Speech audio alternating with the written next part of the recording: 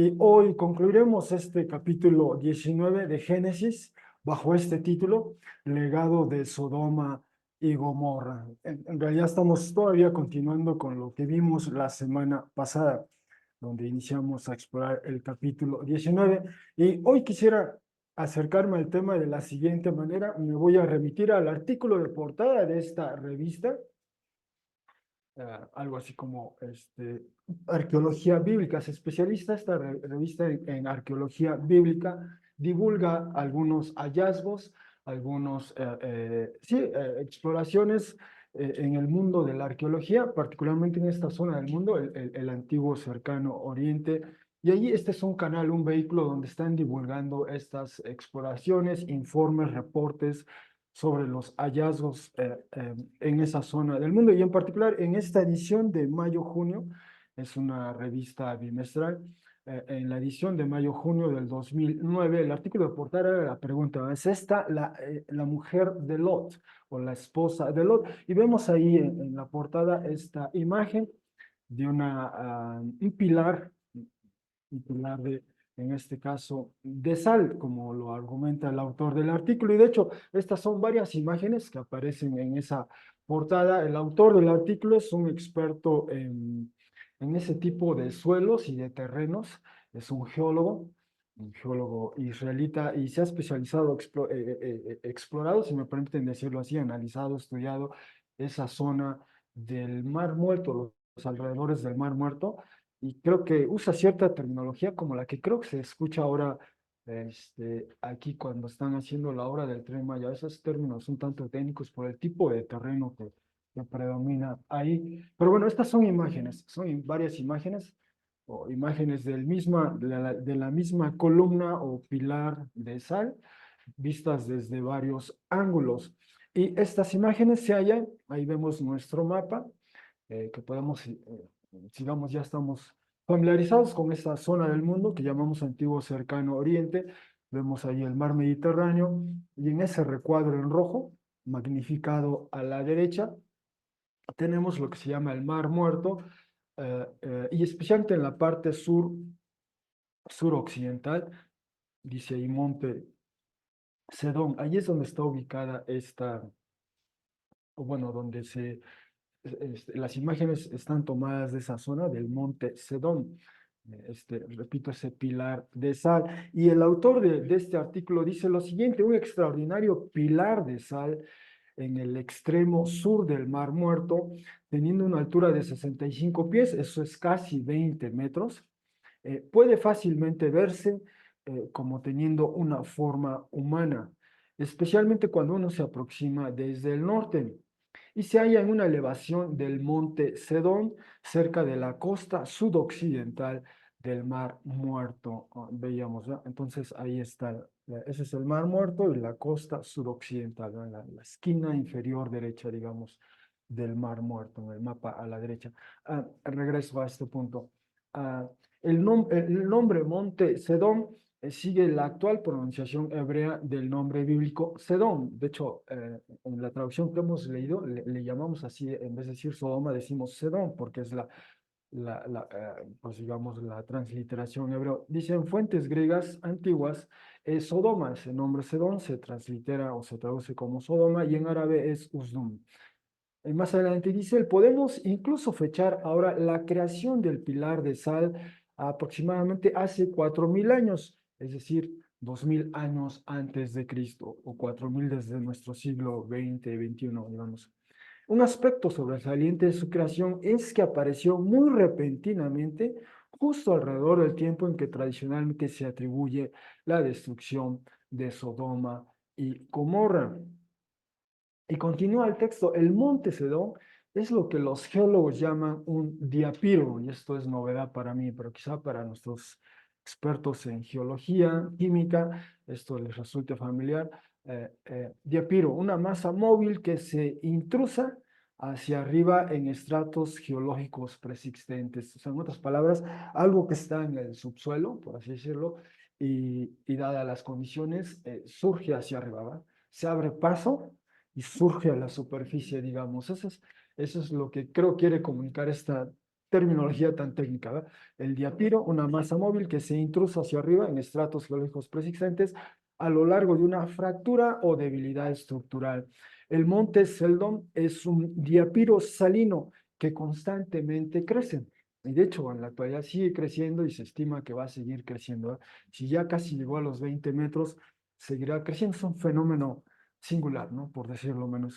Eh, y entonces a esa columna, los arqueólogos le han dado justamente el nombre de la esposa de Lot, o la mujer de Lot. Dice, la esposa de Lot, como llamamos a este pilar de sal, que ha sobrevivido, eh, ¿no? Fue alguna vez parte de una pared de una de estas cuevas sin techo en la cima del monte Sedón. Y ahí vemos en la imagen, quizá desde la, digamos, base o interior de la cueva hacia arriba, son cuevas que de alguna manera, en esta en particular no tiene un techo, o por lo menos tiene una abertura, pero se ve la cavidad al interior de esta cueva. Ah, y bueno, esto es lo que está, a eso es a lo que se refiere, ¿ah? Una de estas cuevas sin techo en la cima del Monte Son. Esta fue, es decir, esa cueva, una de las cuevas de sal más grandes en la región y en el mundo. Cuando el techo colapsó, dejó el pilar que conocemos como la esposa de Lot, un pilar de sal de Sedón aislado. Un terremoto enorme, que no es inusual en la región, probablemente actuó como el detonador del colapso del techo, ¿eh? De hecho, esa es una zona sísmica, ¿eh? Entonces, en esa cavidad algo pasó, se quiebra, se fragmenta, y en esa fractura, en ese derrumbe, queda esa columna, y debido al fenómeno de cómo operan los diapiros, es toda constituida de sal, pues va creciendo, ¿va? Desde abajo hacia arriba se le va empujando y va cada vez creciendo. Al parecer, así es como se entiende esto, ¿va? Te admito, no soy especialista en estos temas, pero bueno, ahí está, esta columna de sal en la parte, en la esquina inferior derecha del Mar Muerto, y los arqueólogos le han dado el nombre, el mote, el sobrenombre de la mujer de Lot o la esposa de Lot. Bueno, con eso en mente, vamos a leer los versículos restantes del capítulo 19 de Génesis. La primera parte o los versículos anteriores los vimos la semana pasada. Hoy veremos del 27 hasta el 38. Y en esta traducción vamos a ofrecer esta lectura. 19, 27 dice, fue temprano Abraham en el amanecer hacia el lugar aquel donde permaneció ahí en la presencia de Yahvé o delante de Yahvé. Y miró de arriba a abajo sobre la superficie de Sodoma y Gomorra, o sobre la faz de Sedón, ahí está el nombre, ¿verdad? Sedón, nosotros generalmente a veces decimos Sodoma, Sodoma y Amora, de hecho es el otro nombre, Sodoma y Gomorra, y sobre toda la superficie de la tierra del contorno del Jordán. Y vio, y mira, subió, ascendió humo denso de la tierra, como humo del horno quizá de cal, o del humo del horno de alfarería, ¿verdad? O sea, a la distancia se asoma a Abraham y ve, ¿verdad? De ese valle, de ese contorno, el valle del Jordán, observa cómo el humo asciende. Eso es lo que nos está indicando esta porción del texto. Y continuamos 19-21.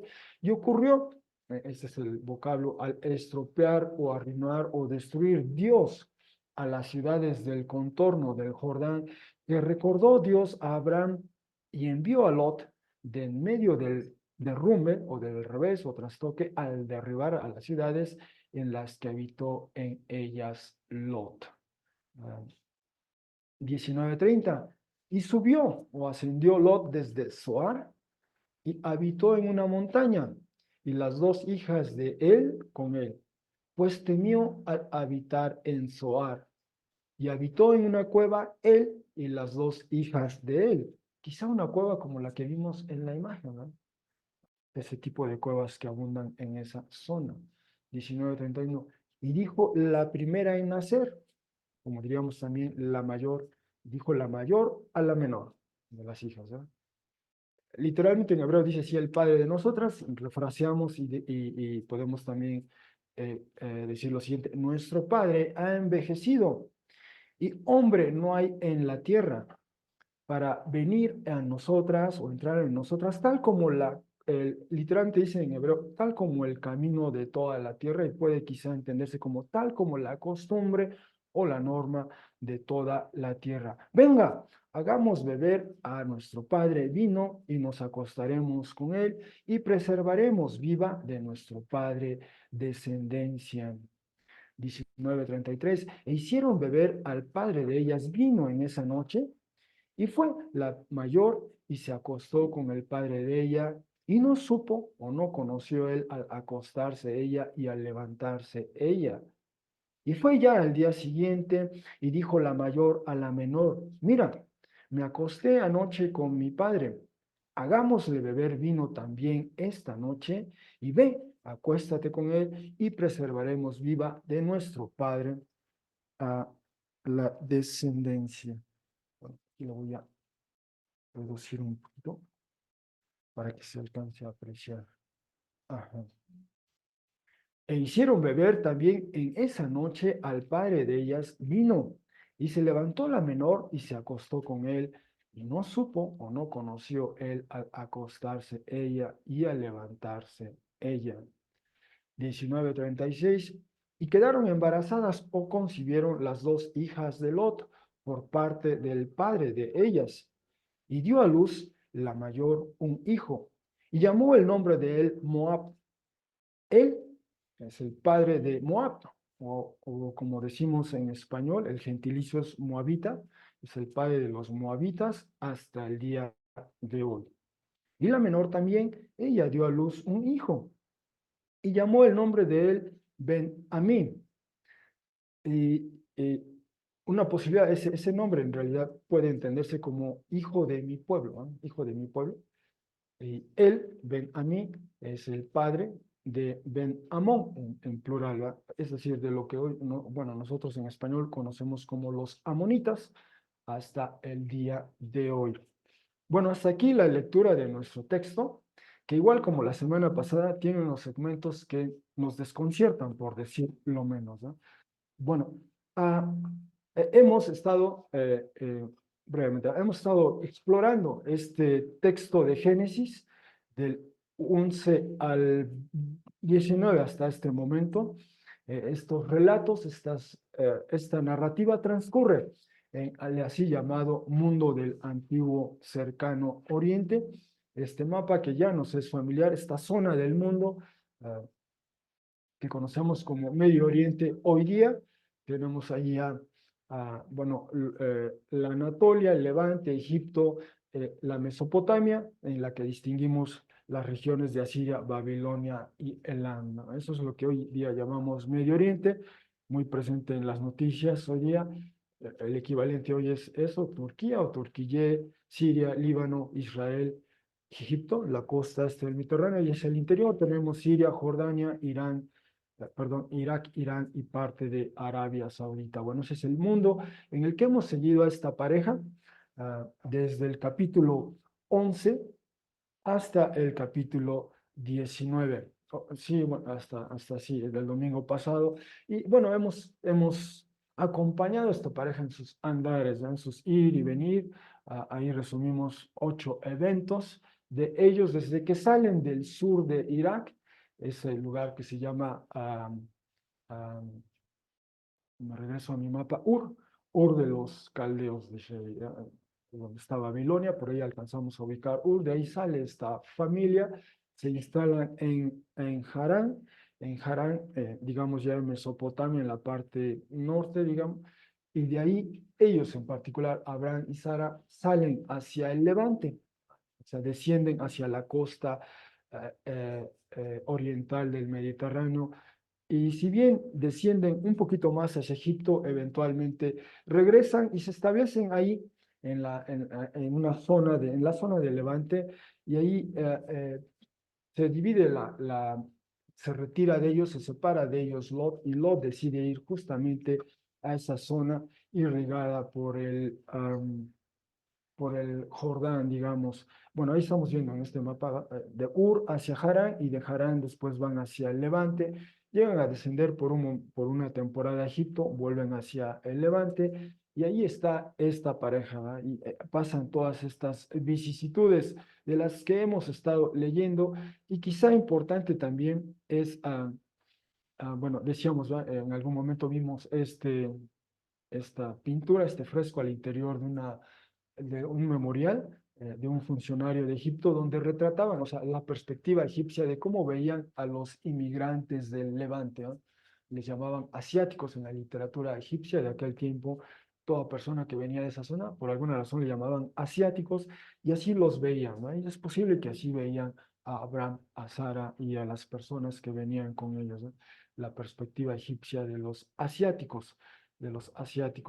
Pero algo también interesante y que quizás sea relevante para nuestro pasaje de hoy es este, esta, um, esta cronología, digamos.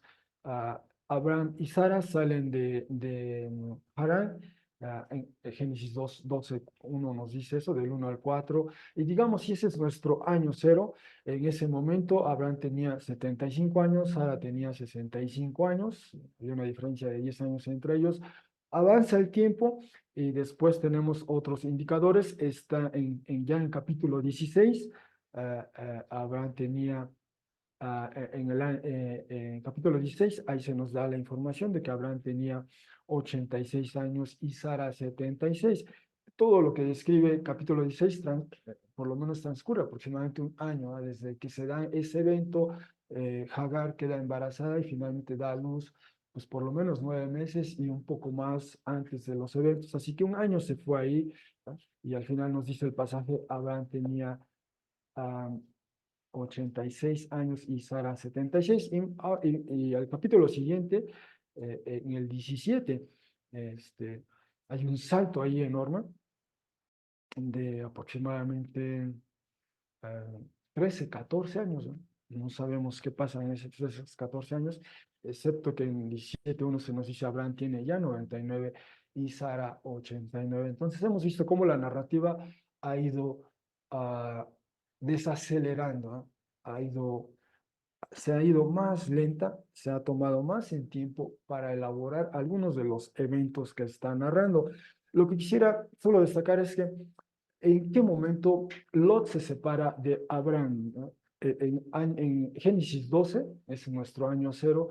ah, ¿Cuánto tiempo pasa? Es decir, ellos van al Levante, Canaán, de ahí después descienden a Egipto, regresan a Egipto. ¿Cuánto tiempo estuvieron en Egipto? Quizá una temporada corta, quizá. Regresan.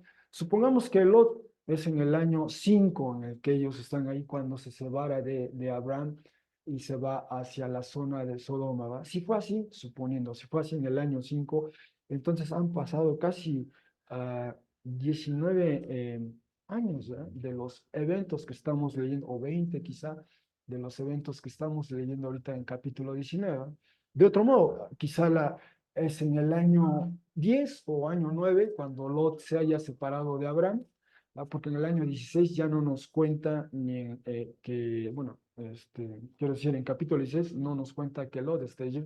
De hecho, desde el capítulo 14 se nos dice que este, Abraham fue a rescatar a Lot, ¿no?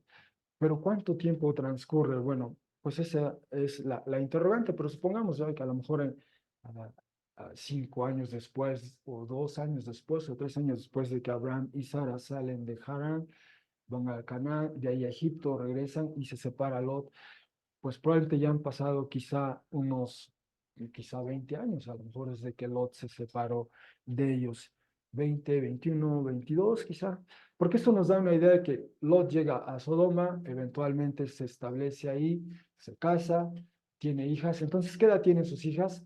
Pues quizás sus hijas por lo menos tendrían ya, si no es que 14, 15, 16, quizá 20, 21 a 22, ¿verdad? Ya eran, sí, probablemente ya eran mujeres adultas, probablemente cuando leemos esos episodios de los que vamos a referirnos en un momento más. De ahí la importancia de nada más de ubicarnos en el tiempo, en qué momento Lot se separa para saber qué edad tenían sus hijas cuando ocurre eso que vamos a revisar en un momento más. Bueno, habiendo dicho eso, ah, hemos estado tomándonos algo de tiempo siguiendo este segmento, particularmente Génesis 18 y 19. ¿Verdad? En Génesis 18 comienza narrándonos de esta visita inesperada. Nos dicen que son tres hombres o tres figuras humanas, pero a la medida en que avanza la narrativa, nos indica que una de esas figuras es en realidad, de alguna manera, la presencia, la manifestación de Yahvé, Dios, ¿verdad? Y las otras dos son figuras angelicales, particularmente eso dice 19:1. Eran ángeles, dos de ellos, así que flanqueando a Yahvé Dios. Pero en ese momento, al principio, Abraham quizá no se percata de ellos, pero va avanzando el relato y quizá Abraham se va dando cuenta quiénes son esos visitantes. Bueno, los atiende a Abraham y Sara, ambos, les ofrecen un banquete, de hecho, y Yahvé confirma para Sara que ella va a tener un hijo siguiendo el tiempo usual de gestación. Dicen 18:10, 18:14, de acuerdo al tiempo de ese proceso. Ahí es el tiempo usual de la gestación, 9 meses.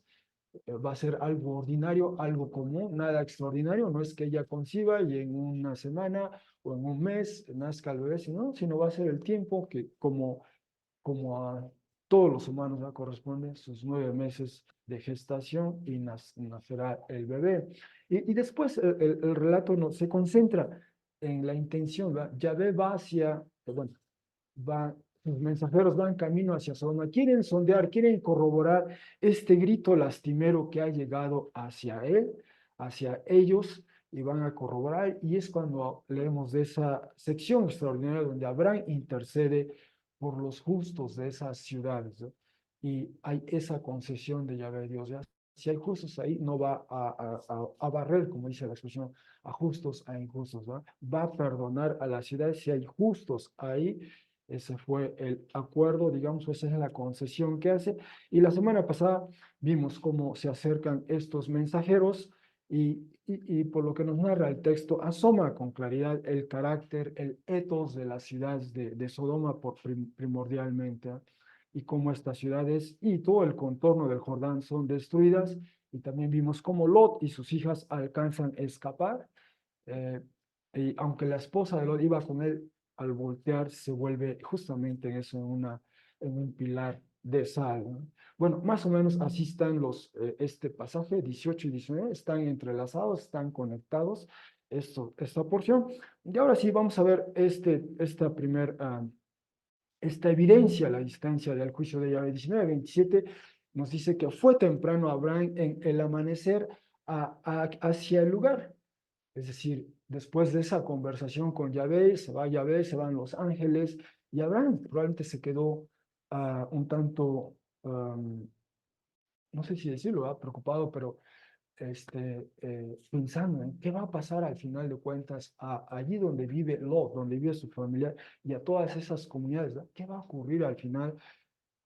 Quizás escuchó a la distancia algo, quizás sintió algo, y ahorita digo por qué sintió algo, pero lo cierto es que temprano se asoma va a aquel lugar donde tuvo ese encuentro, esa conversación con Yahvé, donde intercedió ante Yahvé por esos justos que hubiese, la posibilidad que hubiese, y desde ahí ve a la distancia, hay humo, ¿no?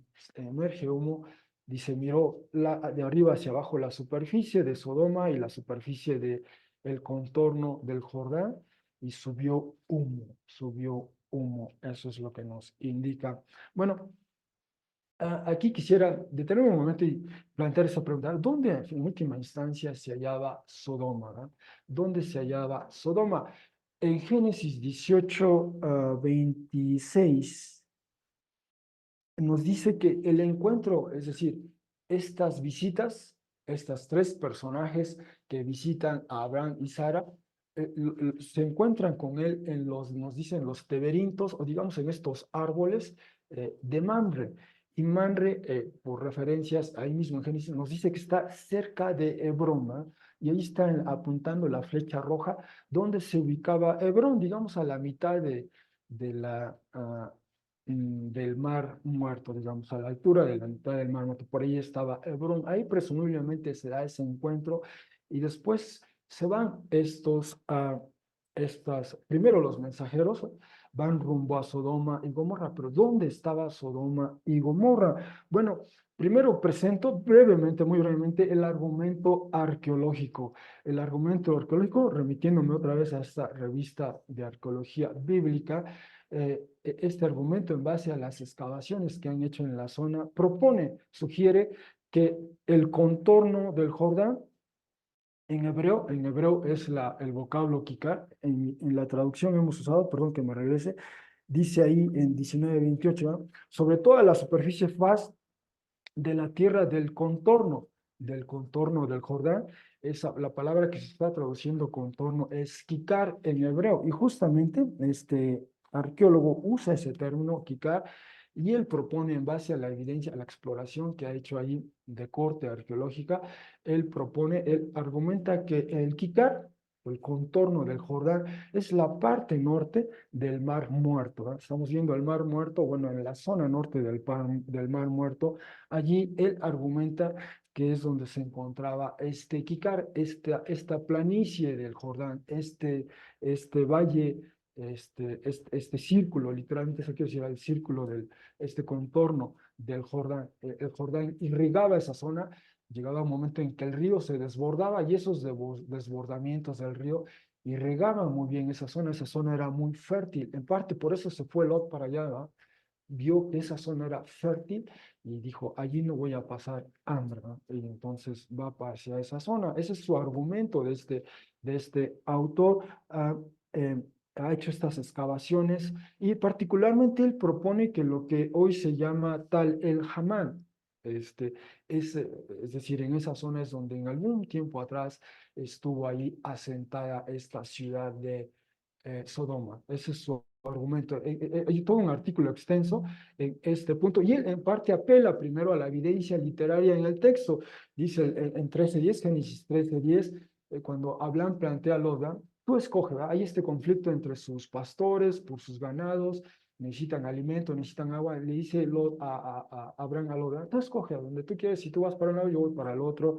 Nos dice, elevó, levantó los ojos, vio todo el contorno, todo el quicar del Jordán, y pues todo ello irrigado era. Y por cierto, dice, antes de estropear, arruinar, destruir, aniquilar, Yahvé a Sodoma y Gomorra. Esto ocurrió antes. Y era todo irrigado como el jardín de Yahvé, ¿ah?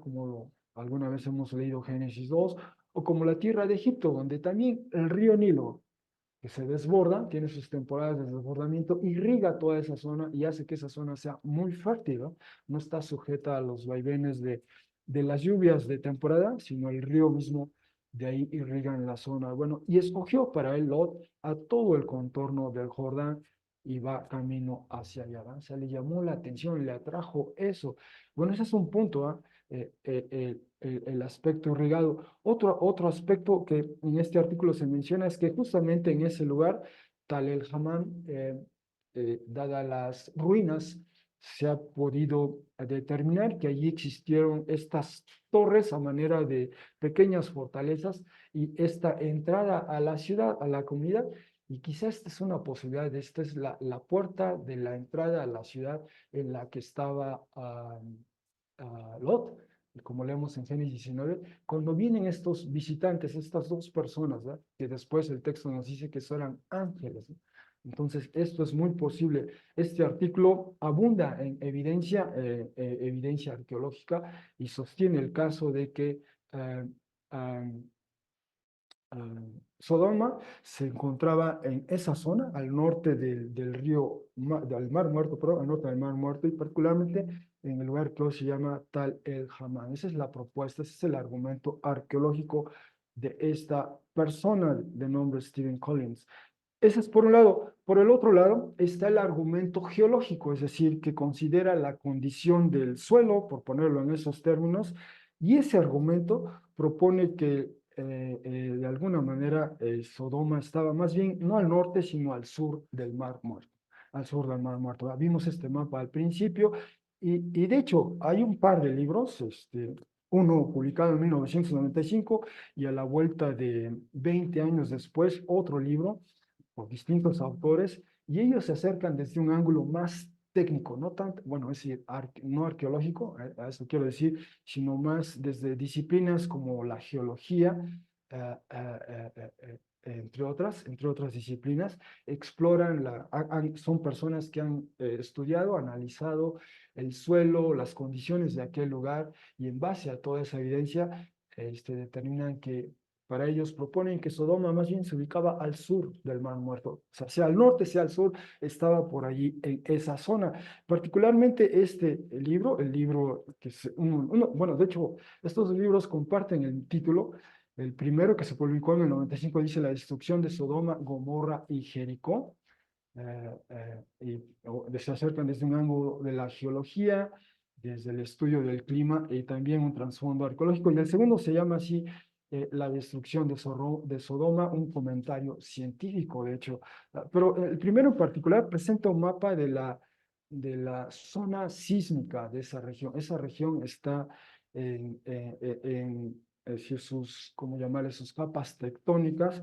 Hay cierta tradición ahí de movimientos sísmicos y sísmos fuertes, ¿verdad? Muy fuertes, como veremos en un momento lo que proponen. Así que hay estas dos propuestas hoy día, el debate continúa, no se ha resuelto desde el ángulo de la arqueología.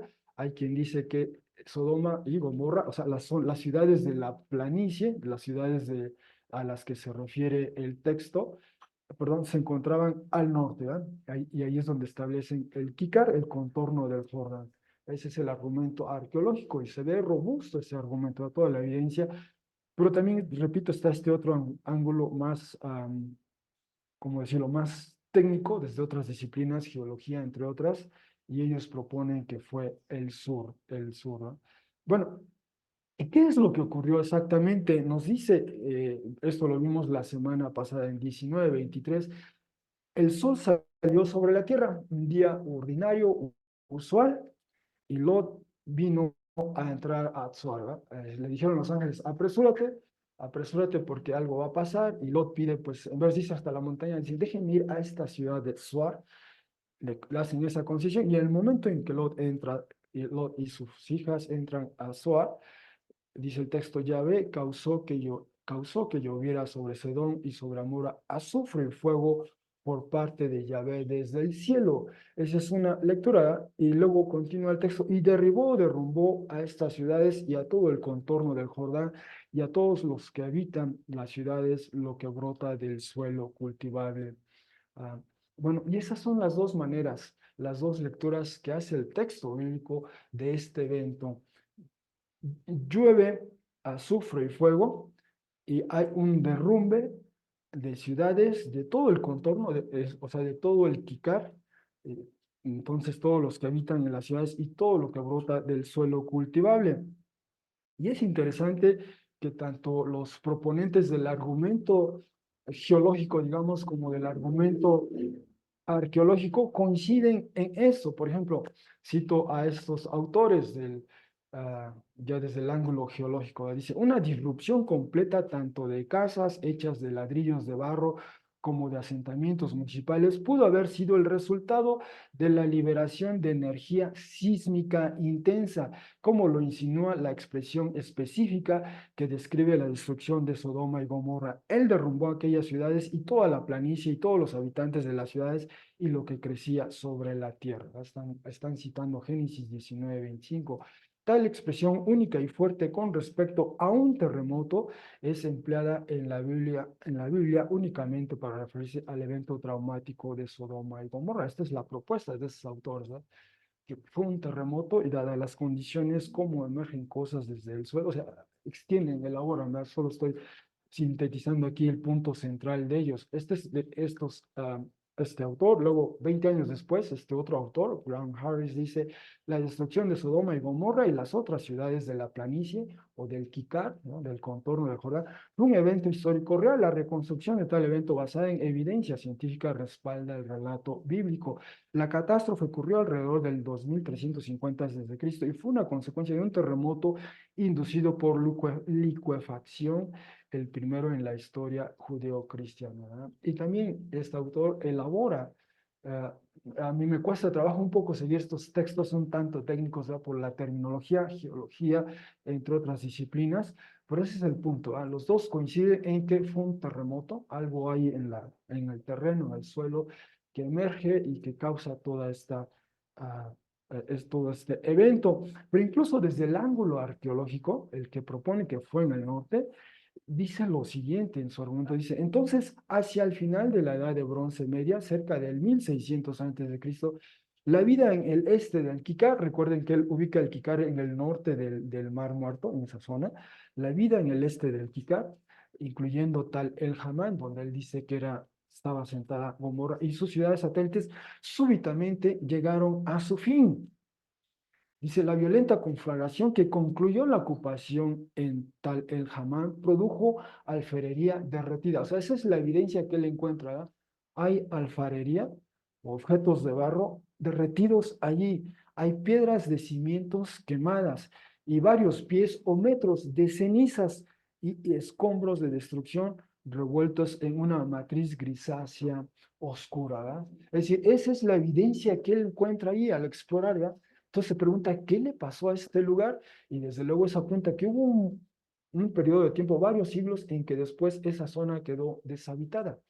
Pero ahí está la evidencia, ¿no? Y la pregunta es, ¿cómo explicar eso? ¿verdad? Y entonces esta es una posibilidad. Así que fue un terremoto, algo pasó ahí, pero hay evidencia de una o de otra manera, ¿eh? Desde el ángulo de la geología, desde el ángulo de la arqueología, hay registros, hay evidencia física de alguna manera de que en efecto algo terrible pasó ahí, algo terrible pasó ahí. Ese es el punto que están destacando. Ahora, la otra pregunta es, ¿por qué ocurrió esto que nos narra Génesis 19? Nos dice 19:29, la gran Abraham ve a la distancia, sube humo desde esa zona del Kikara, digamos, y nos dice, continúa el texto, ocurrió eso, ocurrió al estropear o al destruir Dios a las ciudades del contorno, ¿verdad? A las ciudades del Kikar. Eh, y ocurrió, bueno, al darse esos eventos, recordó Dios a Abraham y envió a Lot de en medio del revés, y otra vez esta terminología, en medio del revés, del derrumbe, del trastoque, algo pasó allí en esa zona que digamos, se puso fue todo de pies a cabeza, digamos, como se dice, al derribar o derrumbar a las ciudades en las que habitó en ellas Lot. Pero la pregunta es, ¿por qué, verdad? Bueno, uno comienza a recabar la evidencia.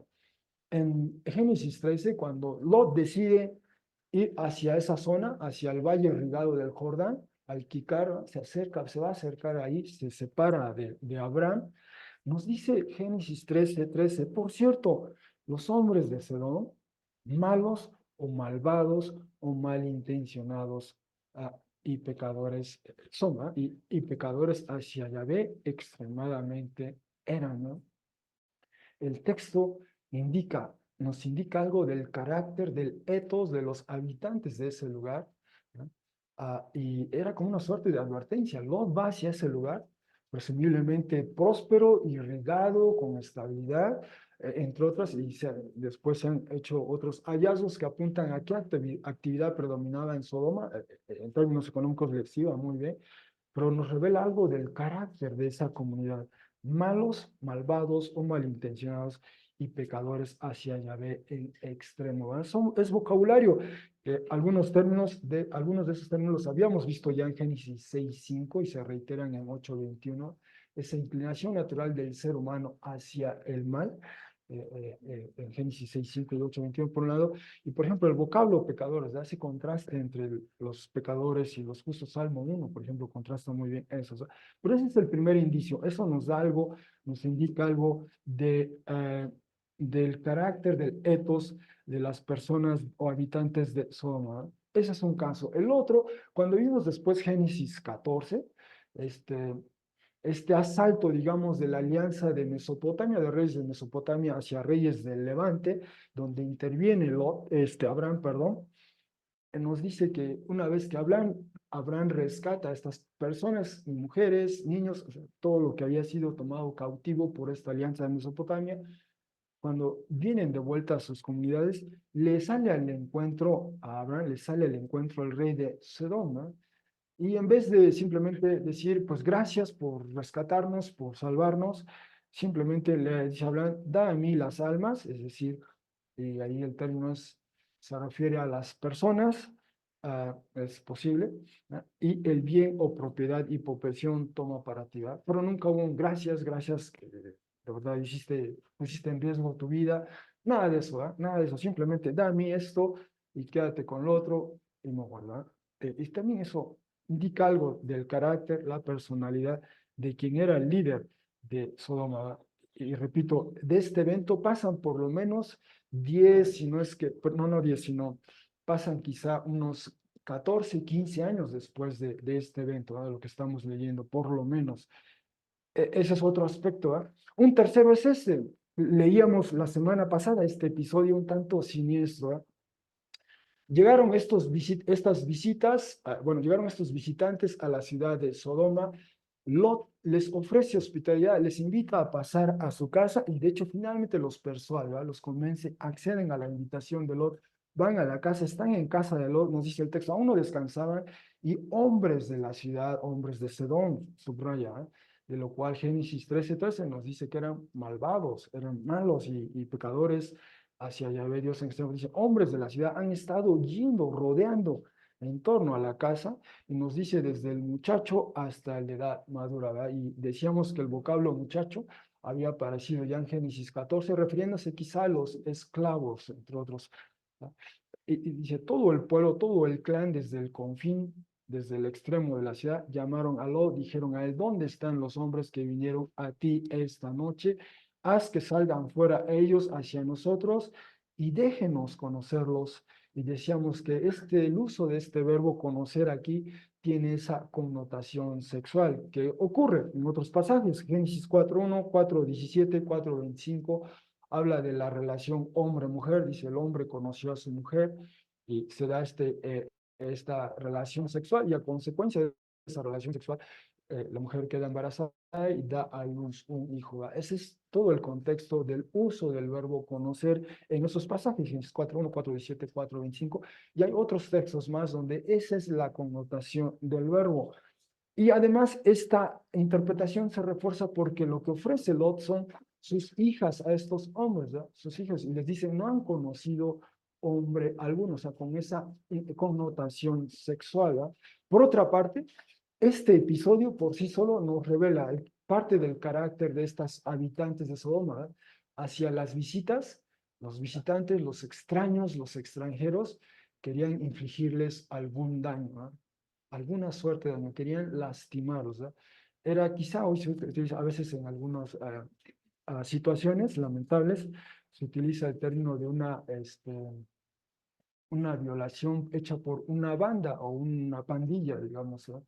Ocurre en algunas partes en el mundo, lamentablemente, estos sucesos, ¿no? Pero esta es la idea, se junta estos hombres, quieren a estas visitantes y quieren hacerles daño, de un daño de tipo sexual, ¿verdad?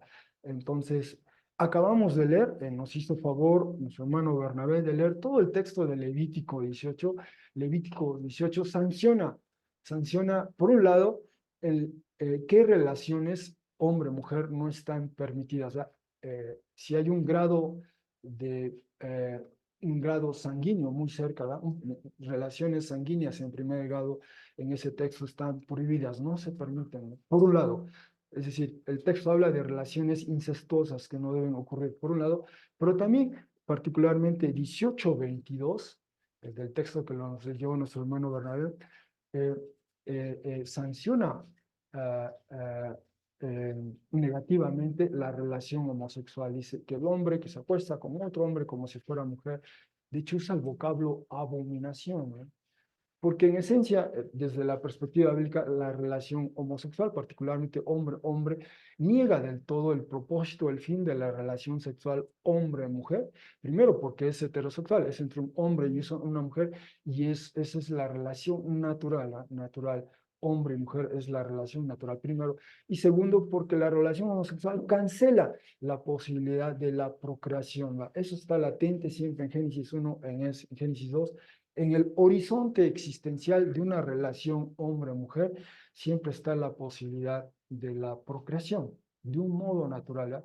y la relación homosexual hombre-hombre cancela de tajo esa posibilidad y en parte también por eso recibe ese calificativo de es abominación. Es abominable porque contradice del todo, niega del todo la relación, eh,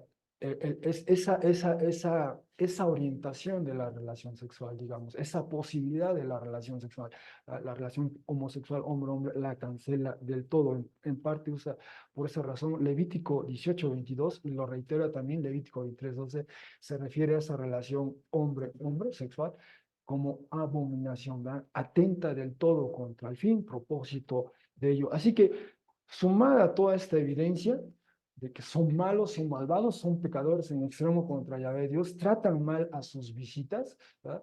Y además incurren en esta distorsión sexual, ¿verdad? Esta distorsión de la sexualidad. En Génesis 1, en Génesis 2, la sexualidad está reservada para la relación hombre-mujer, para disfrutarse entre la relación hombre-mujer, especialmente marcada en el matrimonio, pero allí está limitada a ello y ellos van allá, más allá de eso, transgreden, digamos, traspasan esas fronteras morales, si me permiten decirlo así. Entonces, todo ello suma para que haya esa sanción. Por cierto, en otros lugares, estoy citando un texto ya del primer milenio, del año aproximadamente 1076, se conocen como las leyes del periodo medio asirio, y este texto dice lo siguiente: si un hombre sodomiza, bueno, ese es el término que utilizan al traducir, pero en realidad quiere la idea de que si un hombre penetra el ano de otro hombre, de su compañero, y ellos demuestran los cargos contra él y lo hallan culpable, ellos lo sodomizarán, o sea, él recibe ese castigo y además lo volverán eunuco, ¿verdad? Entonces, es severa la pena, como la narra aquí este texto en un sentido, ¿verdad?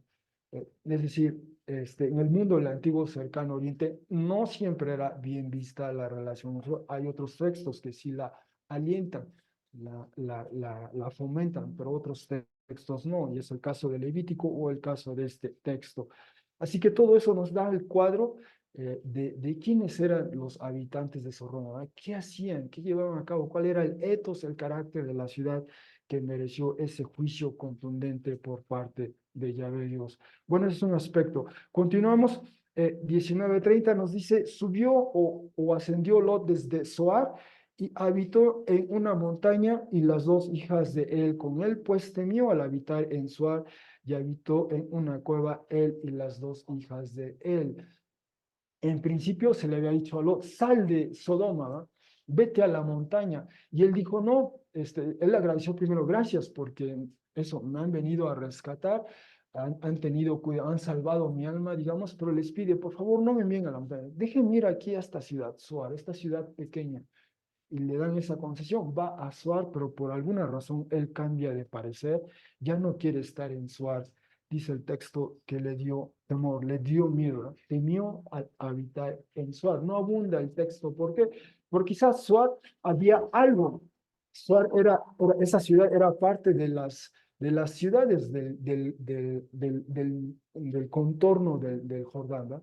Del Kikar, digamos, y quizá vio algo ahí Lot que le recordó a Sodoma y Gomorra, y entonces decide irse a la montaña y ahí van a una cueva, ¿verdad? Y repito, ¿verdad? Quizá fue una de como las cuevas que vimos al inicio en la introducción.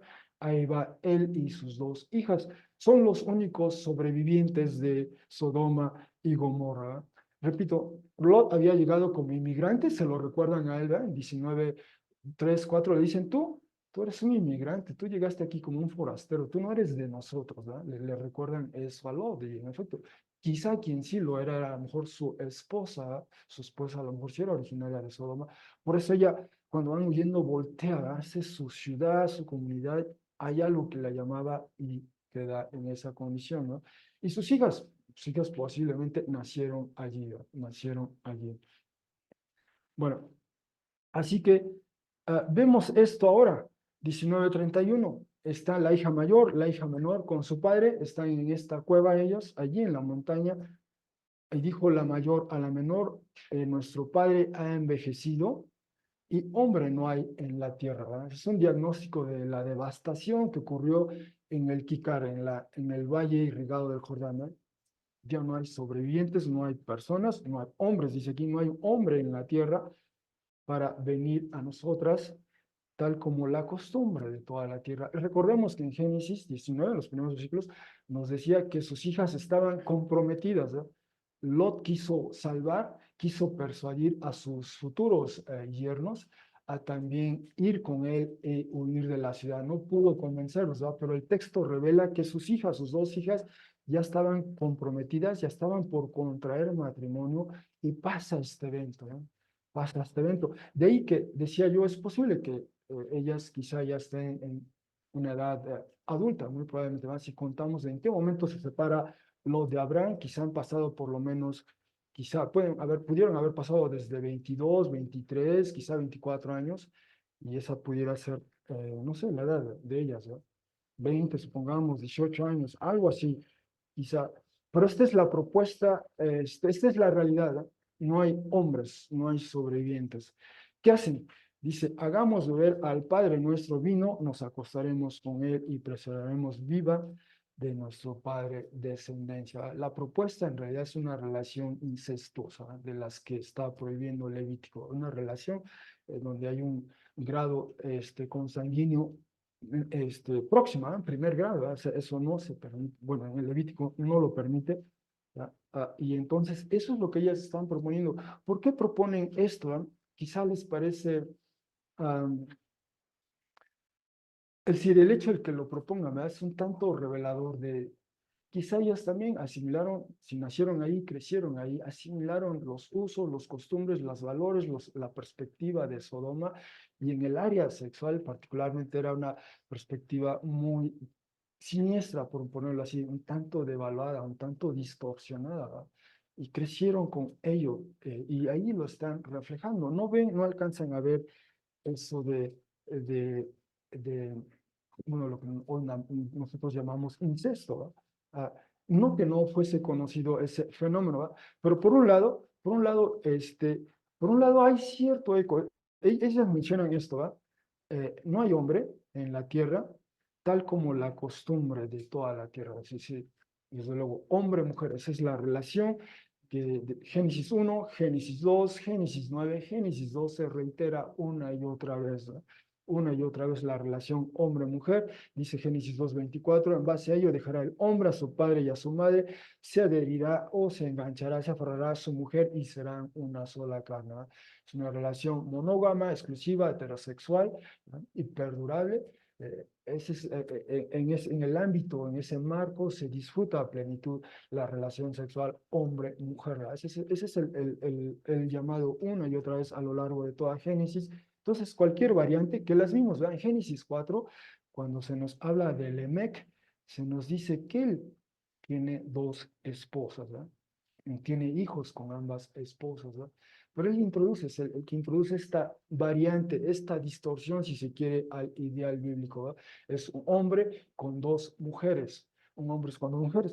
Después vimos en Génesis 16, está Abraham y Sara y entra una tercera persona, y eso también provocó tensión al interior de ellos, ¿verdad? Pero también es algo que dista del modelo que presenta Génesis 1, Génesis 2, y ahora lo que proponen ellas son dos mujeres y un hombre en esencia, ¿verdad? Es como el modelo de la MEC en un sentido. El detalle que aquí además de eso, es la proximidad con ese hombre que resulta ser su padre, ¿verdad? Y eso le da ese carácter eh, eh, bueno, de ser una relación incestuosa, ¿no? Es polígama en ese sentido y además incestuosa, ¿verdad? Entonces, eso es en esencia lo que están proponiendo ellas, ¿verdad? Deliberadamente. Entonces, algo vemos ahí de ese legado. Sodoma y Gomorra sigue viva en ellas, en un sentido, en su propuesta, en cómo proceder ante ese desafío. Y en efecto es lo que narra el texto. Hicieron beber al padre de ellas vino en esa noche, y fue la primera o la mayor, se acostó con el padre de ella. Él no supo, no conoció al acostarse ella, al levantarse ella.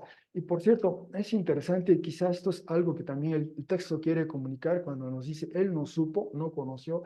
La primera vez que se usa, es el verbo otra vez ya da conocer. La primera vez que se usa ese verbo con una connotación sexual es en Génesis 4:1. Adán, el hombre, conoce a Java, su mujer, ¿verdad? Y a consecuencia de esa interacción entre ellos, ella queda embarazada y nace su primer hijo, Caín, ¿no? Y aquí simplemente él no supo, él no conoció, es decir, fue algo, si se me permiten decirlo así, algo mecánico, ¿va? No hubo esa interacción que generalmente hay en la relación sexual hombre-mujer, donde permite ese conocimiento mutuo, digamos.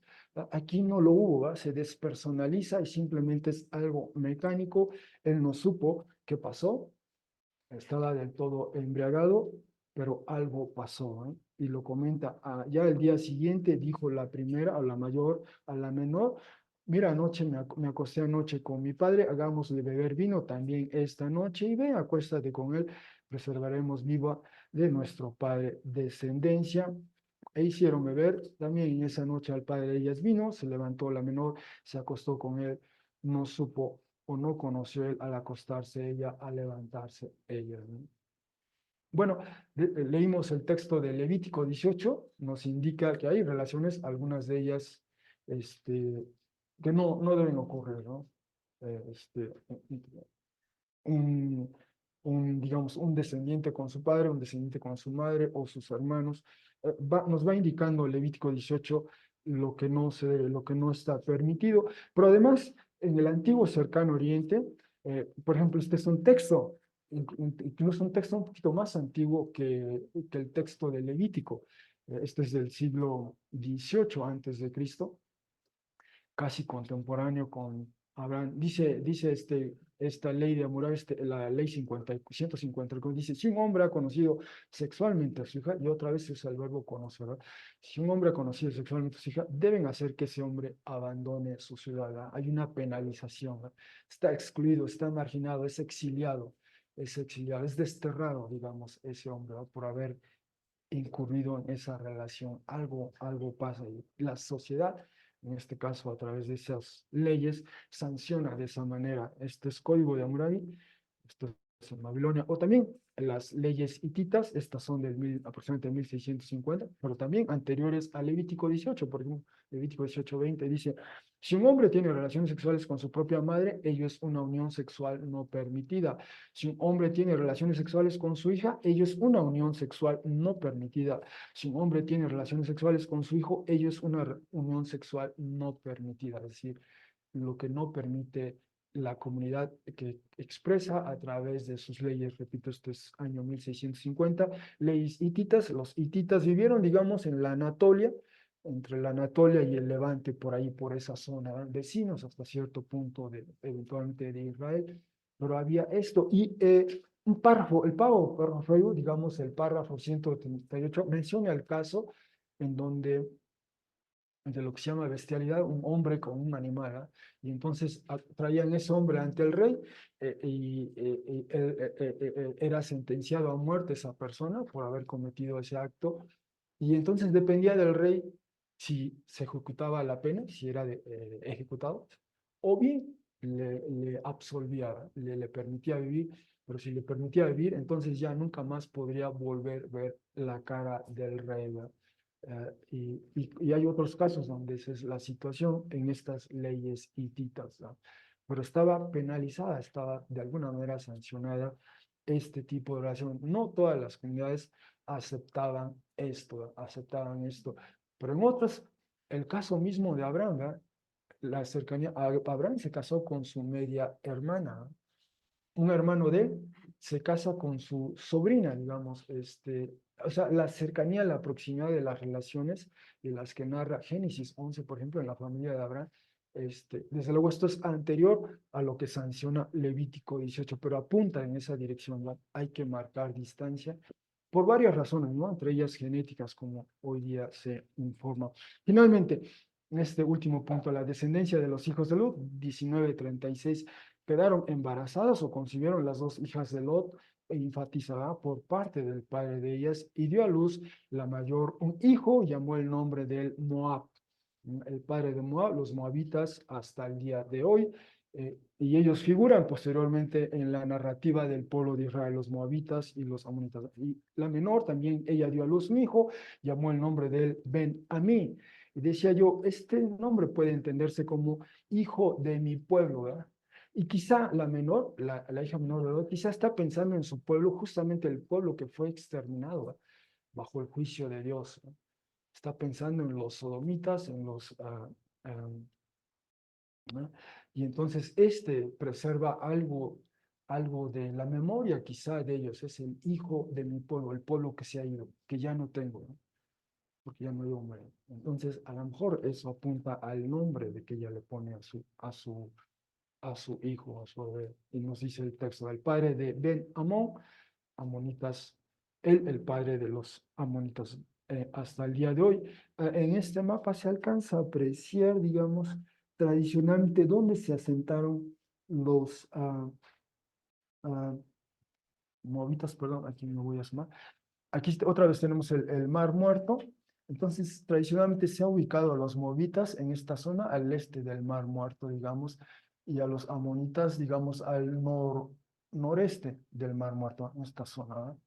Los descendientes en este caso, de Lot, el sobrino de Abraham, y que después figuran en los relatos del pueblo de Israel cuando quiere asentarse en esa zona y posteriormente.